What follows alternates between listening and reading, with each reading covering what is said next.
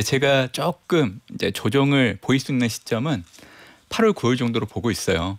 아마 미국 증시가 조정 구간에 좀 들어간다라고 하면 국내 증시가 지금은 3,100선에서 움직이고 있지만 3,000을 좀 하회할 여지도 있다라고 생각하고 있거든요. 그래서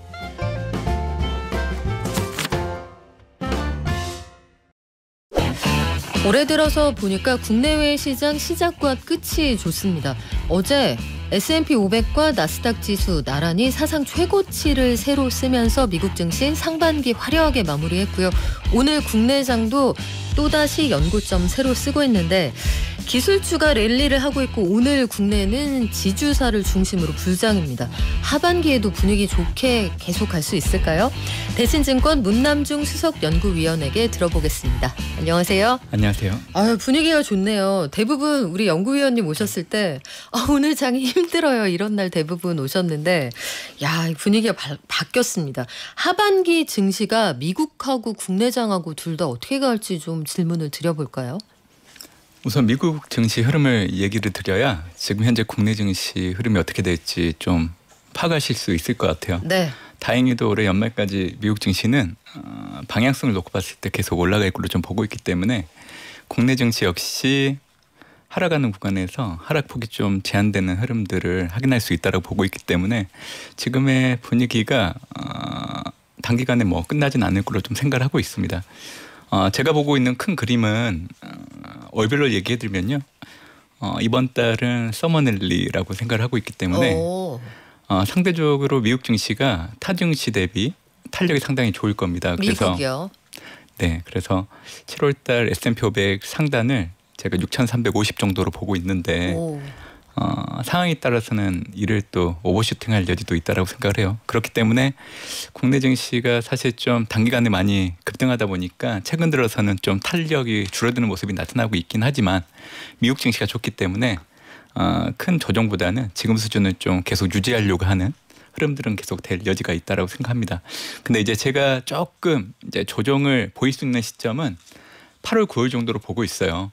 아마 미국 증시가 조정 구간에 좀 들어간다라고 하면 국내 증시가 지금은 3,100선에서 움직이고 있지만 3,000을 좀 하회할 여지도 있다라고 생각하고 있거든요. 그래서 올해 남아있는 기간을 놓고 봤을 때 국내 증시 같은 경우에는 8, 9월 달 3,000을 좀 일시적으로 하회할 수 있지만 다시금 올해 4분기 때 특히 10월과 11월 3,000선 안착하는 모습을 일정 기간은 계속 보여줄 여지는 있다라고 생각을 해요. 그래서 분위기는 상당히 좋습니다. 이 얘기를 드리겠습니다.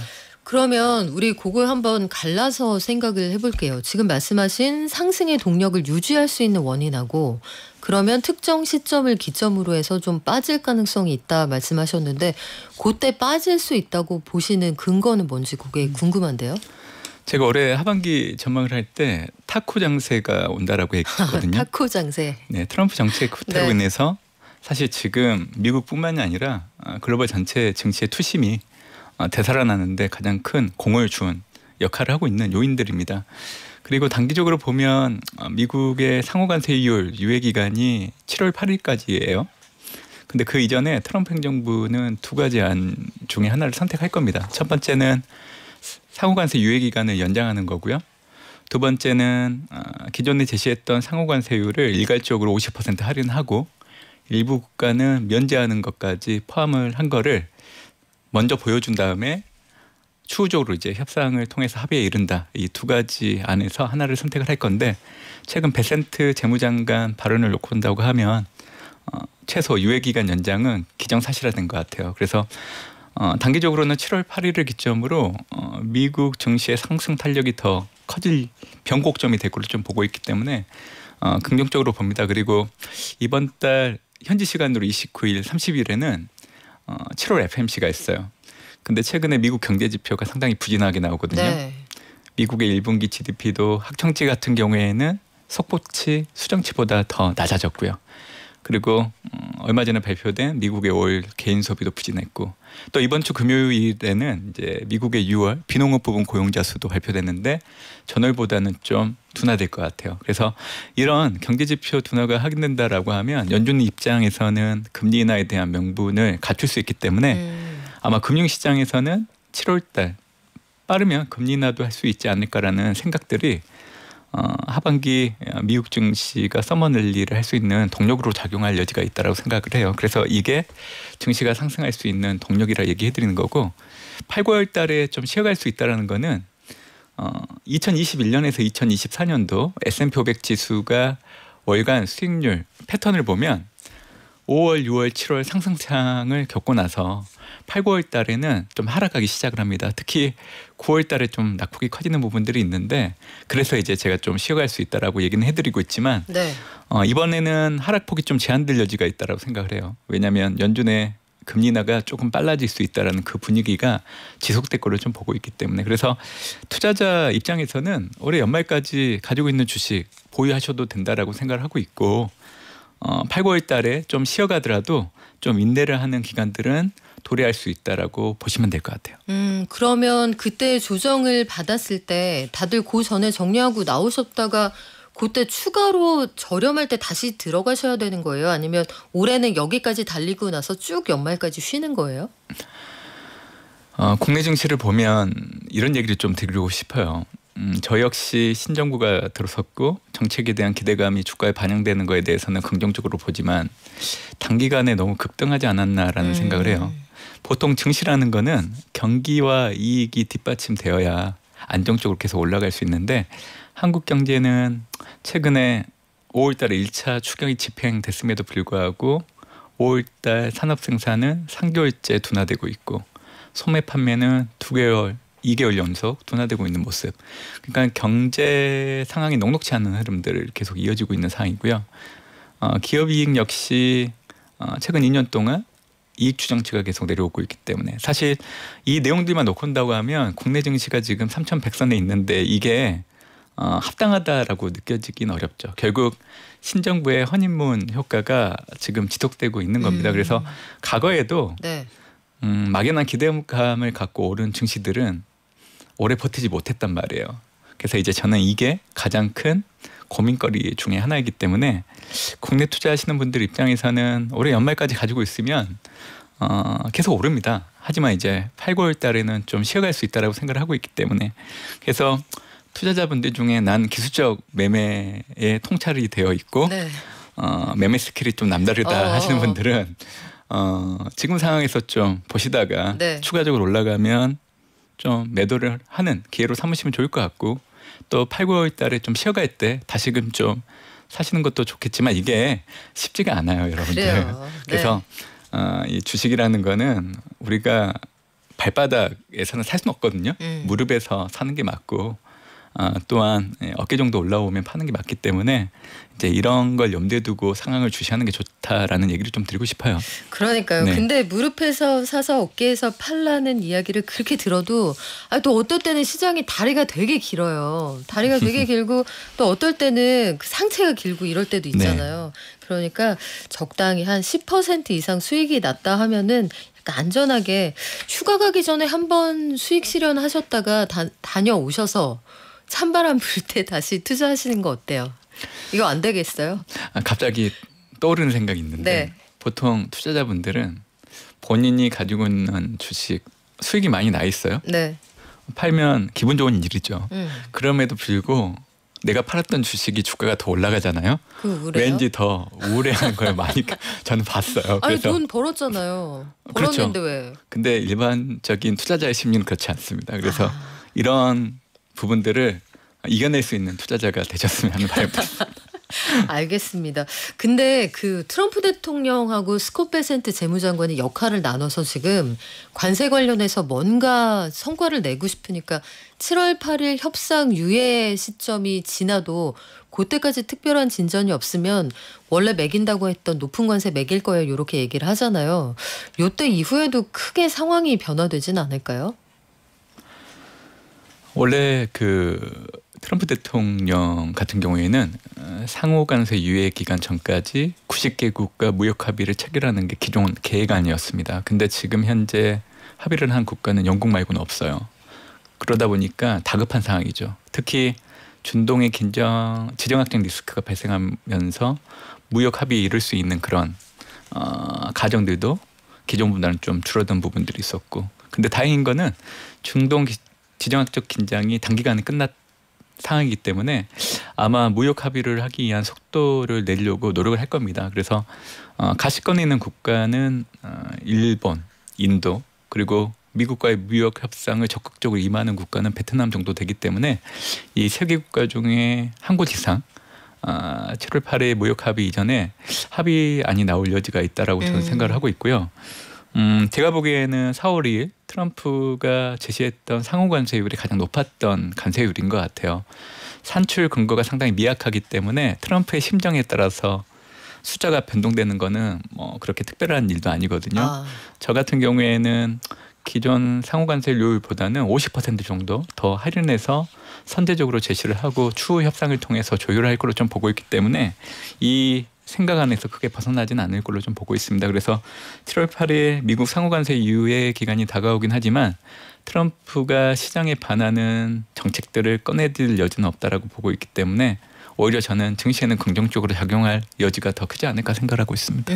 그리고 아까 그 미국의 금리 인하 시점이 생각보다 당겨지면 이게 어쨌든 추가로 주식시장에 유동성을 공급하는 효과가 있을 거다 예상을 하셨는데 지금 파월 의장은 버틴단 말이에요. 이 관세 관련해서 불확실성 아직 모른다. 하지만 하드 데이터 나오는 거 보면 미국이 지금 경제 상황이 녹록지 않다는 게 GDP, 소비 심리 이런 걸 통해 확인이 되는데 지금 골드만삭스 같은 데서 최대한 땡겨서 금리 인하 시점으로 보는 게 9월이지만 우리 위원님은 7월도 가능하다 이렇게 보셨거든요.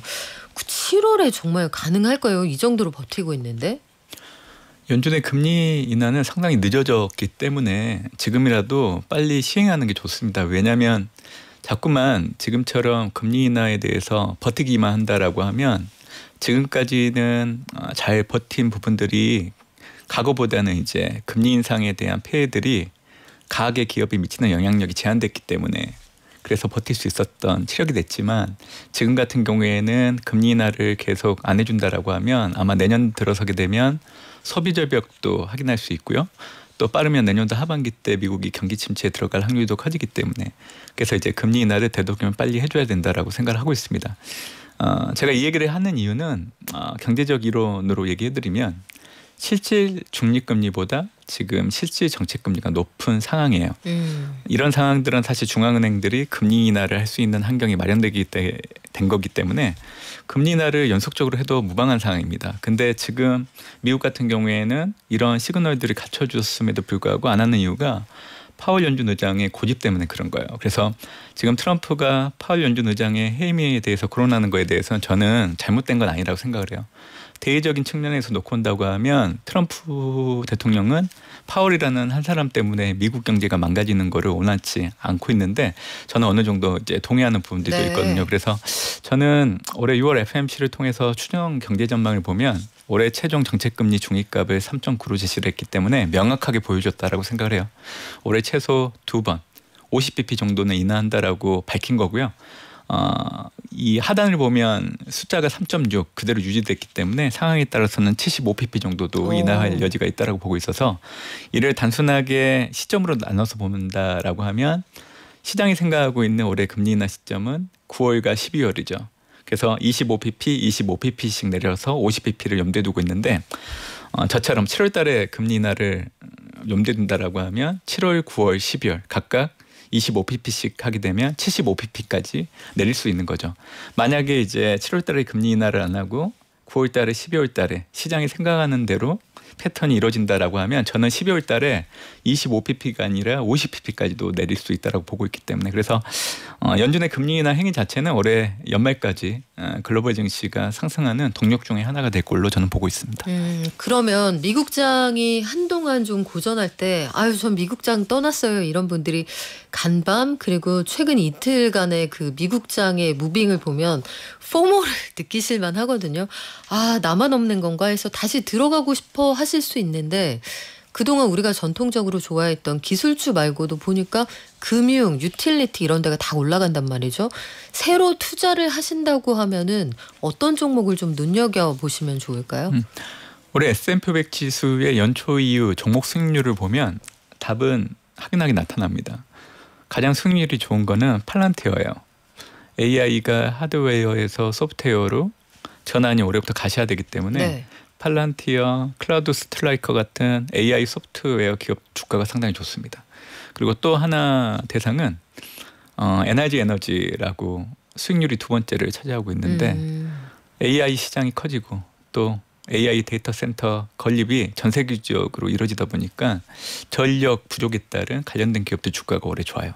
그리고 또 하나는 우주항공과 관련된 기업들 주가도 좋거든요. 그래서 앞으로 미국 증시를 보실 때는 제가 얘기 드린 것처럼 AI 소프트웨어 기업, 그리고 우라류 원전 관련된 기업, 그리고 우주항공 관련된 기업들을 좀 가시권에 두고 투자하시면 좋겠다고 생각을 하고 있고요. 저는 투자자분들이 항상 남들이 주식을 쳐다보지 않을 때 투자를 하시면 좋겠어요. 정말로. 네. 올해 같은 경우에도 4월 7일 고점 대비 마이너스 21.3% 하락했을 때 그때 사셨어야 되는데 자꾸만 미국 증시가 역사적 사상 최고치 경신하고 있는데 이제서야 사시려고 한다라고 하면 저는 좋은 수익률을 거둘 수 없다라고 생각을 해요. 그래서 테슬라 주가를 보시면 아실 거예요. 네. 제가 최근에 테슬라 주가를 보면서 느끼는 거는 국내 코스피 지수의 어떤 복선 역할을 해주지 않을까. 복선이다. 네. 네. 주가가 막연한 기대감으로 급등을 하게 되면 어느 시점에서는 급등한 만큼 떨어질 수밖에 없는 거예요. 그래서 저는 미국 증시 특히 M7 기업들 투자자분들이 접근하실 때는 항상 투자기에는 찾아오기 마련이에요. 그래서 남들이 찾아보지 않을 때 주가가 급락했을 때 그때 꼭 사셨으면 좋겠습니다. 자, 그렇다면 간밤에 2% 급락한 테슬라 지금 어떻습니까? 테슬라 주가가 흔들리고 있는 거는 지금 미국 상원이 세법 개정안 통과하려고 지금 진행을 하고 있는데 그 조항들을 놓고 본다고 하면 청정에너지, 세액공제 초기 이제 종료안이 포함되었기 때문에 테슬라 주가가 불안한 겁니다. 바이든 정부 때 IRA 법안을 통해서 사실 가장 많은 수혜를 받았던 민간 기업들 중에 하나는 테슬라였거든요. 근데 이 법안이 조기 종료된다라고 하면 테슬라는 단기적으로 부침을 겪을 수밖에 없죠. 테슬라 주가는 이제 부침을 겪더라도 길게 본다라고 하면 계속 올라갈 거고요. 이런 부침을 겪을 때 사실 투자자들은 테슬라를 좀 담아야 된다라고 생각합니다. 6월 달에 오스틴에서 노보택시 시연을 좀 보였고요. 네. 그리고 이제 내년도에는 휴머노이드 로봇이 출시가 된다라고 하면 사실 테슬라 주가는 올라갈 수 있는 모멘텀이 있는 것 같아요. 그리고 전기차 사업 역시 올해 1분기를 기점으로 앞으로 판매량은 개선될 걸로 좀 보고 있기 때문에 전기차 사업의 우려들도 주가에는 어느 정도 선반영됐다라고 보고 있기 때문에 그래서 테슬라 부침은 있을 거예요. 변동성도 큰 종목이고요. 하지만 항상 큰 폭으로 떨어졌을 때 그때 사시면 좋은 수익을 거둘 수 있다라고 저는 생각하고 있습니다. 그러면 미국에서 실적이 나오고 우리가 잘 아는 유명한 테크주들은 그 한국하고 미국은 불의 색깔이 다릅니다만 한국 기준으로 말씀드리면 파란 불에 사서 빨간 불에 팔아라 이렇게 이해하고 있으면 될까요? 네, 그렇게 보시는 게 좋죠. 네.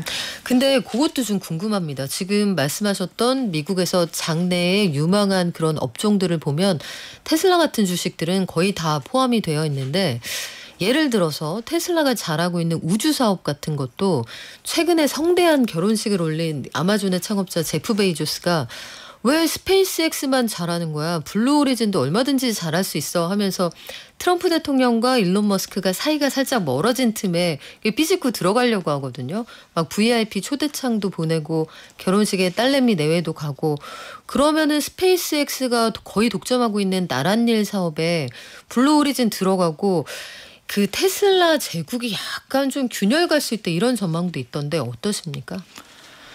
그 보통 기업들은 오너 성향에 따라서 대외적으로 보이는 이미지가 좀 달라요. 그러니까 묵묵하게 자기 사업을 진행하면서 기술력을 보완해 오는 그런 기업들이 있는데 이제 대표적으로 이제 우주항공 관련해서는 블루 오리진 같은 기업들인 그렇죠. 것 같아요.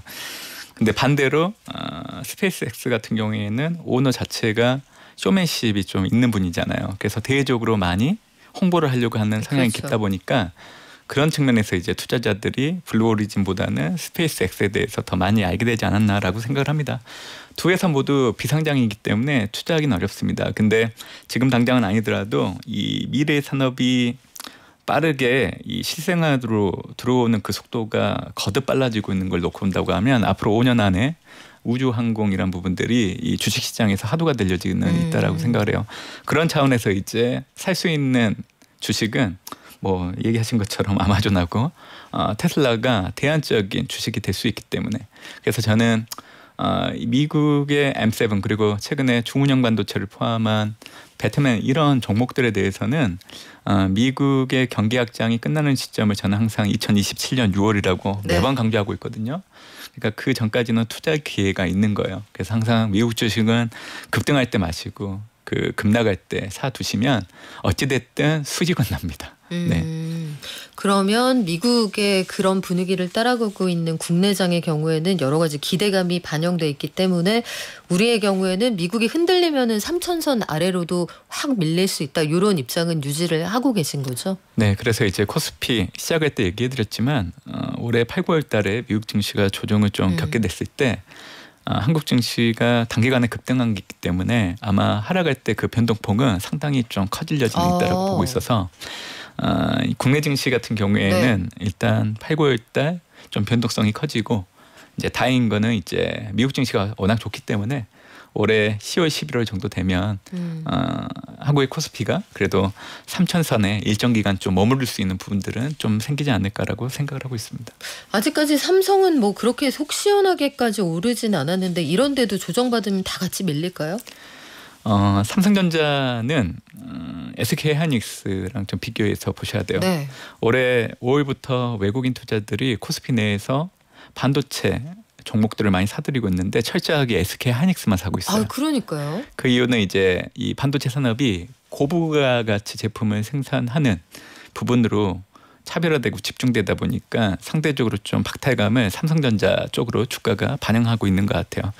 앞으로도 이런 상황들은 계속 이어질 것 같아요. 그래서 한국 내에서 이 반도체 기업들 수급이 외국인들 자금들이 지금 5월부터 6월 계속 들어오고 있거든요. 네. 그래서 단기적으로 모멘텀은 있는데 아무래도 이제 HBM 관련해서 삼성전자보다는 경쟁력이 앞서고 있는 상황이기 때문에 주가는 삼성전자보다는 좀 상대적인 강세가 더 이어질 여지는 있다라고 저는 생각을 하고 있습니다. 네. 그러면 SK 하이닉스가 지금 굉장히 연초 대비 많이 올라왔음에도 불구하고 내가 반도체 섹터에 대한 관심이 있다. 국내장에서 그러면 지금 호랑이 등에 올라타는 게 맞다 이 말씀인 거죠? 너무 급등했을 때 따라 들어가면 안 되고요. 제가 이제 이름에도 불구하고 얘기해드리는 거는 호랑이 쉬어갈 때, 호랑이 물 마실 때. 조금 쉬어갈 때 그때 당연히 주가가 많이 떨어지지는 않았을 거예요. 호랑이도 계속 달리면 힘드니까. 그럼에도 불구하고 매수에 가담해도 된다라고 얘기해드리는 이유는 5월부터 6월 외국인들이 있기 때문에 외국인들이 지금 순매수 금액을 놓고 본다고 하면 올해 4월 이전까지만 하더라도 SK 하이닉스가 없었어요. 근데 올해 5월, 6월부터 외국인이 많이 매집을 하다 보니까 이제는 연초 이후 가장 많이 사들였던 순위에 1위가 SK 하이닉스입니다. 그래서 이걸 염두에 두고 제가 얘기를 드리고 있는 상황입니다. 알겠습니다. 지금까지 대신증권 문남중 수석연구위원과 함께했습니다. 고맙습니다. 감사합니다.